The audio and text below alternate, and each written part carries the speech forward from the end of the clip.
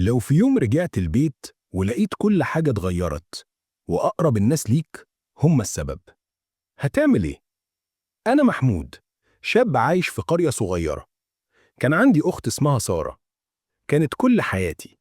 وفي يوم بدأت ألاحظ كلام الناس بيزيد حواليها، همسات، نظرات ووشوش بتتغير لما نمشي في الشارع.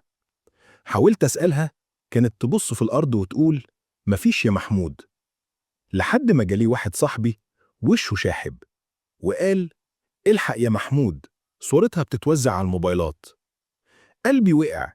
جريت البيت لقيتها قاعدة بتعيط وهي بتقول والله يا محمود ما عملت حاجة، هو اللي صورني من غير ما أعرف وبيهددني لو ما دفعتش له فلوس. ساعتها حسيت الدنيا بتلف بين نار الغضب ودموع أختي وعيون الناس اللي هتاكلنا بألسنتها. القضية وصلت للشرطة، واتضح إن اللي عامل كده واحد من البلد وكان بيبتز بنات كتير. لكن رغم إن القانون خد حقنا، سمعة أختي ما رجعتش زي الأول. ودي كانت أكبر جريمة. في قضايا الشرف أوقات الحقيقة بتبقى أضعف من كلام الناس، وده أخطر حكم ممكن يتنفذ على أي إنسان.